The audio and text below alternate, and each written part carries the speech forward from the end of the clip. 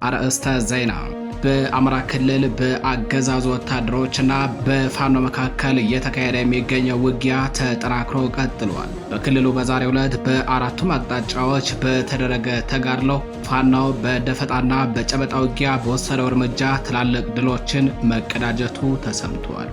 በመካነ ሰላም ግንባር በፋኖ ብሬን ተኳሾች ጎማው የተመታ ወታደራዊ ተሽከርካሪ ገደል መግባቱ ተሰምቷል። በተሽከርካሪው ላይ ተሳፍረው የነበሩ የመከላከያ ሰራዊት አባላትም ሙሉ በሙሉ ማለቃቸው ነው የተነገረው።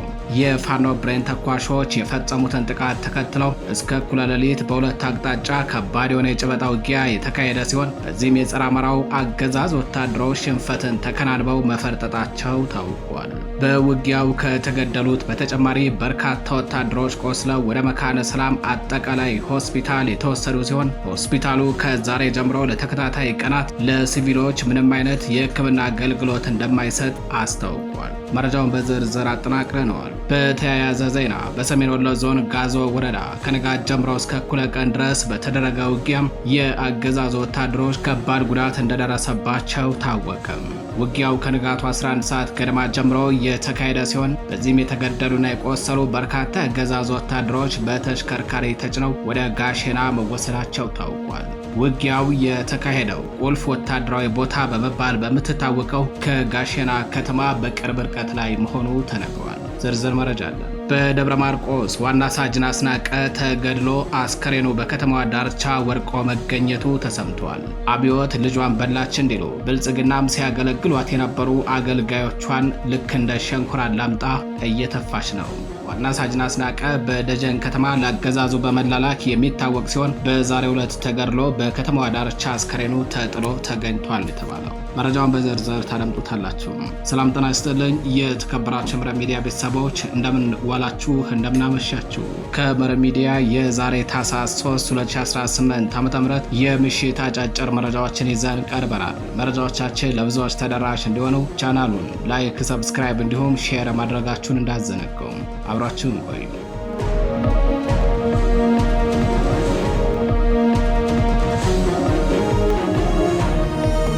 ቀዳሚው መረጃችን አለፍን። በመካነ ሰላም ግንባር በፋኖ ብሬን ተኳሾች ጎማው የተመታ ወታደራዊ ተሽከርካሪ ተገልብጦ በተሽከርካሪው ላይ ተሳፍረው የነበሩ ወታደሮች ሙሉ በሙሉ ማለቃቸው ተሰምቷል። የፋኖ ብሬን ተኳሾች የፈጸሙትን ጥቃት ተከትሎ እስከ እኩለ ሌሊት በሁለት አቅጣጫ ከባድ የሆነ የጨበጣ ውጊያ የተካሄደ ሲሆን በዚህም የጸረ አማራ አገዛዝ ወታደሮች ሽንፈትን ተከናንበው መፈርጠጣቸው ታውቋል። በውጊያው ከተገደሉት በተጨማሪ በርካታ ወታደሮች ቆስለው ወደ መካነ ሰላም አጠቃላይ ሆስፒታል የተወሰዱ ሲሆን ሆስፒታሉ ከዛሬ ጀምሮ ለተከታታይ ቀናት ለሲቪሎች የሕክምና አገልግሎት እንደማይሰጥ አስታውቋል ነው የተባለው። የአማራ ፋኖ ብሔራዊ ኃይል ምስራቅ አማራ ቀጠና ምኒልክ ዕዝ ንጉስ ሚካኤል አሊ ኮር ኢንጂነር ደሳለኝ አሰፋ ክፍለ ጦር ስር የሚገኙት የጌታስዋ አስረስ ብርጌድ አባላት ትላንት ታህሳስ 2 2018 ዓ.ም አመሻሹን ጀምሮ እስከ እኩለ ሌሊት ድረስ በጥላት ላይ ከባድ ጥቃት በመፈጸም ታላቅ ድል መቀዳጀታቸውን መረብ ሚዲያ ለማረጋገጥ ችሏል። በምስራቅ ዕዝ 801ኛ ኮር 45ኛ ክፍለ ጦር ወታደሮች በስድስት ተሽከርካሪ ተጭነው እየተንቀሳቀሱ ባለበት በጌታስዋ አስረስ ብርጌድ ፋኖች በተፈጸመባቸው ብሬን ጥቃት ጎማው የተመታበት አንደኛው ተሽከርካሪ ተገልብጦ ገደል የገባ ሲሆን በዚህም በተሽከርካሪው ላይ ተሳፍረው ከነበሩት ወታደሮች መካከል በርካቶች ወዲያውኑ ሕይወታቸው ሲያልፍ በርካቶች ከባድ ጉዳት እንደደረሰባቸው ታውቋል። የፋኖ አባላቱ የፈጸሙትን የብሬን ጥቃት ተከትለው በቀጠናው እስከ እኩለ ሌሊት የዘለቀ ከባድ የጨበጣ ውጊያ በሁለት አቅጣጫ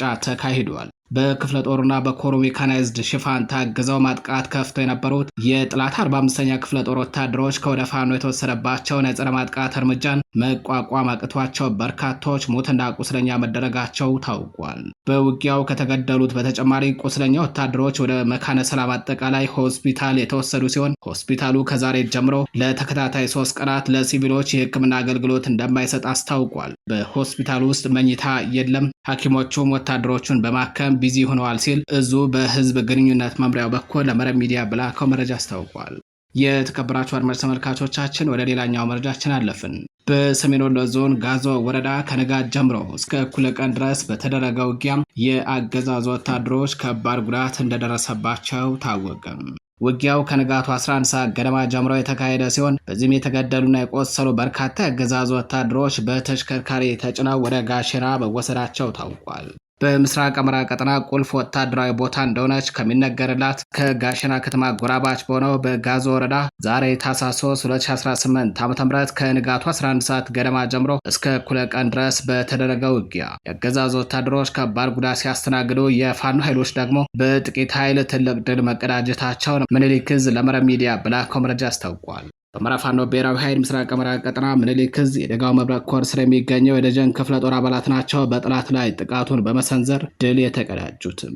በወረዳው ብራፋ ማርያም በተባለ ቀበሌ ዛሬ ከንጋቱ 11 ሰዓት ገደማ ጀምሮ እስከ እኩለ ቀን ድረስ በተደረገው ተጋድሎ በርካታ ቁጥር ያላቸው የአገዛዝ ወታደሮች ሲገደሉ በርካታዎች መቁሰላቸውን ነው እዙ በህዝብ ግንኙነት መምሪያው በኩል ለጣቢያችን በላከው መረጃ ያስታወቀው። በውጊያው ከደጀን ክፍለ ጦር ጽናት ሻለቃና ኮማንዶ 3ኛ ሻለቃ ባደረጉት ማጥቃት የጥላትን ምሽግ በመስበር ነው ውጊያውን በበላይነት በመምራት በጥላት ላይ ከባድ ጉዳት ያደረሱትም። በውጊያው የተገደሉና የቆሰሉ በርካታ የአገዛዙ ወታደሮች በተሽከርካሪ ተጭነው ወደ ጋሸና ከተማ የተወሰዱ ሲሆን በርካታ የጦር መሳሪያም ከነተተኳሹ በፋኖ መማረኩ ነው የተገለጸው።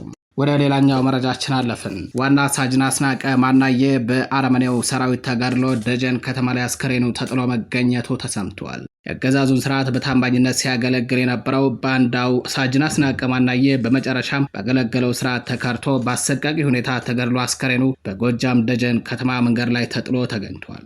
አስከሬኑ የተጣለው በከተማዋ ዳርቻ በሚገኝ አስፓልት መንገድ ላይ ነው። ከህዝቡ ይልቅ ለአረመኔው ስርዓት በመታመን የራሱን ህዝብ ሲገድል የነበረው የደጀን ከተማ ፖሊስ ማንነቱን መለየት እስኪከብድ ድረስ በጭካኔ አካሉ ተቆራርጦ መገደሉን የታወቀው። በፖሊሱ ላይ ግድያውን የፈጸሙት የመከላከያ ሰራዊት አባላት መሆናቸውም ተነግረዋል። ይህ በእንዲህ እንዳለ ከሌሊቱ 10 ሰዓት ከደጀን ከተማ በመውጣት የአርሶ አደሮችን ሀብት ንብረት ለመዝረፍ ሲንቀሳቀስ በነበረ በአንድ ፓትሮል ላይ የዛምበረሃ ሻለቃ ባደረገችው የደፈጣ መጥቃት ከ5 በላይ ጥላት ሰራዊት ሲገደል ከ15 በላይ የሚደርሱት ደግሞ መቁሰላቸው ተሰምቷል። ወደ ሌላኛው መረጃችን አለፍን። የነውረኛው ብልጽግና ቡድን በጉልበት ስራ የተሰማሩ ወጣቶችን አፍነው የሰላም አማራጭ የተቀበሉ በሚል ሐሰተኛ መረጃ እያሰራጨ መሆኑ ታውቋል። ከጉልበት ሰራተኞች በተጨማሪ የባጃጅ አሽከርካሪዎችንና የሊስትሮ ባለሙያዎችን በማፈን ነው የሐሰተኛ ፕሮፓጋንዳው ሰለባ ያደረጋቸው። አገዛዙ እስረኞችን ሰብስበው የሰላም አማራጭ የተቀበሉ ታጣቂዎች በሚል በአዲስ አበባና በሌሎች ከተሞች ሰልፍ ሊያካሄድ መሆኑን ነው የመረብ ሚዲያ ምንጮች የገለጹት። አገዛዙ በተለይ በደብረ ማርቆስ ከተማ በርካታ ጉዳይ ያላቸው በጉልበት ስራና በሌሎች የስራ መስኮች ተሰማርተው የነበሩ ወጣቶችን አፍኖ ወደ ባህር ዳር የወሰዳቸው ሲሆን በተመሳሳይ በሌሎች ከተሞችም ወጣቶችን እያፈነ ሊያካሄድ ላሰበው የሰልፍ ትርኢት እያዘጋጀ መሆኑ ታውቋል። አገዛዙ የሰላም አማራጭን የተቀበሉ በሚል በሐሰት ለሚያሰራጨው መረጃ በየከተማው በገፍ እየታፈሱ ከሚገኙ ወጣቶች መካከል ተከታታይነት ያለው መድኃኒት የሚወስዱና የአእምሮ ህሙማን ጭምር እንደሚገኙበት ነው ጣቢያችን መረብ ሚዲያ ከሰባሰበው መረጃ ለማረጋገጥ የቻለው። የብሔራዊ ተሃድሶ ኮሚሽን እጅ የሚሰጡ የፋኖ አመራሮችንና አባሎችን በአዲስ አበባና በሌሎች ከተማዎች የሰልፍ ትርኢት በማድረግ ለማሳየት እቅድ መያዙን ጣቢያችን ከሰሞኑ መዘገቡ አይዘነጋም። የብሔራዊ ተሃድሶ ኮሚሽን እጅ የሰጡ ታጣቂዎች በሚል ለማስጎብኘት እቅድ ይዞ የነበረው ሰሞኑን እነ ማስረሻ ሰጤ እጃቸውን መስጠታቸውን ተከትሎ ብዙ ኃይል እናመጣለን ያሉትን ተማምኖ ነው። ነገር ግን እነ ማስረሻ እናመጣለን ያሉትን ኃይል ማምጣት ባለመቻላቸው እጅ ይሰጣሉ ያላቸዋቸው የፋኖ አመራሮች እስካሁን ለምን እጅ አልሰጡም በሚል ኮሚሽኑ በደብዳቤ ማስጠንቀቂያና ማሳሰቢያ ሰጥቷቸዋል።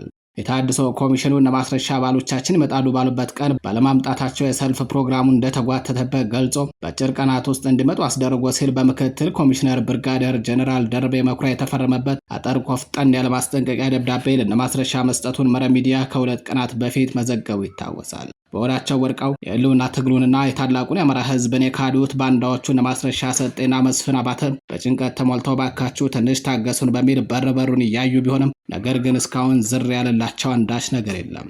የሚይዙት የሚጨብጡትን ያጡት ማስረሻ ሰጤና መስፍን አባተ ወደሚያውቋቸው ፋኖች ስልክ እየደወሉ አዲስ አበባ ከተማ ውስጥ ባለ 3 መኝታ ክፍል ያለው ኮንዶሚኒየም ቤት እናሰጣቸዋለን፣ ከግማሽ ሚሊዮን ብር ጀምሮ የስራ መንቀሳቀሻ ገንዘብ ለእያንዳንዱ ተመድቧል በሚል ለማማለል እየሞከሩ ቢሆንም ነገር ግን አፍንጫችሁን ላሱ የሚል ምላሽ ተሰጥቷቸዋል። ለማስረሻ ይመጣሉ ያሏቸው የፋኖ አመራሮችና አባሎች በመቅረታቸው አገዛዙ የሰልፍ ትርኢቱ ከሚቋረጥብኝ በሚል ወጣቶችን ከየመንገዱ ከየመዝናኛ ማዕከሉ ከየስራ ገበታቸውና ከትምህርት ቤት በግዳጅ እያፈሰ የሰላም አማራጭ የተቀበሉ ታጣቂዎች በሚል ሐሰተኛ መረጃ እያሰራጨ መሆኑን ነው መረብ ሚዲያ ለማረጋገጥ የቻለው።